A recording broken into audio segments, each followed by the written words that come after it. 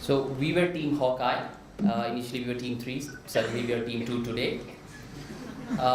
As a surgeon develops through his life, there are a few phases. There are leaps and jumps. We start from the guy standing behind, not knowing what's happening, just peeking around, to someone who starts assisting, and then someone who does under supervision. And then there comes the ultimate day where we get to do an independent case. However, we all understand as surgeons that this is the biggest challenge. Suddenly teams seem to understand how important that little interaction by the faculty was, how it was easier to cut at that specific angle.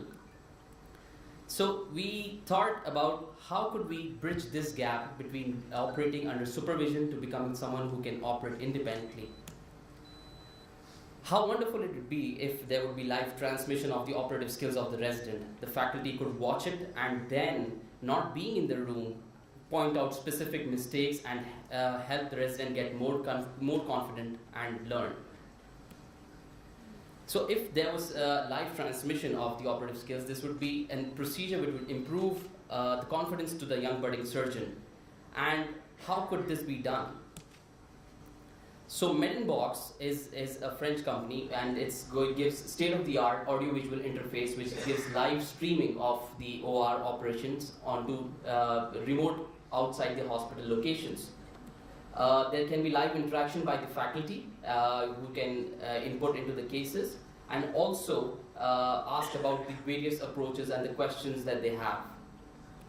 Sounds very expensive. Well, agreeably it is. It comes up to around $150,000 per OR. But guess what? We've already bought it. At AKU this year, we are launching one OR which will be having the entire facility by the Medinbox, and in the coming years, we have 3 to 4 more ORs being prepared. So why not we do something new? Let's flip it over.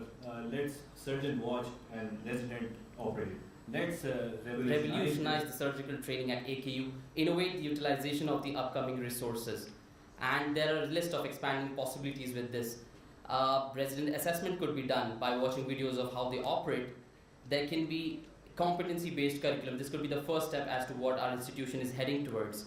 And less people in the OR, less infection, better infection control rates even to help our patients. And the list can go on and on. The list is truly endless. Thank you.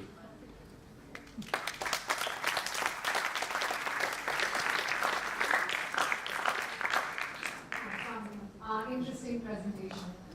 Just one question, how will you increase the acceptability of this in other hospitals except AKU who don't have the money for this? That is a very valid question. I feel that we are the pioneers of a lot of what is happening in the medical healthcare in Pakistan at the moment. I feel that the sky is the limit. The ones who take the first step are the ones who pave the way for the coming hospitals. I think we all should aspire to be at all the government hospitals should also come up to be at the level of AKU, but that is a dream that I think we are the people who need to start looking towards. So this is a stressful job to begin with.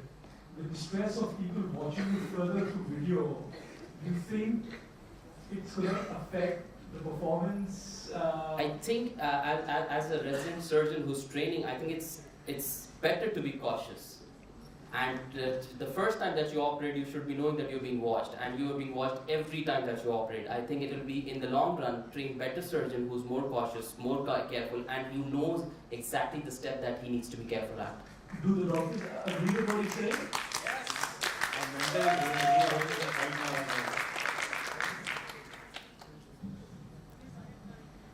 There's just one thing that I'm struggling to understand. Was this the reason why this entire thing was bought by AKU, or is this a new innovative solution that you guys have found? So the solution that we came up with was supported by, when we discussed with Mr. Mani, and he said that we did not think of it to flip it around and use it as a learning tool also.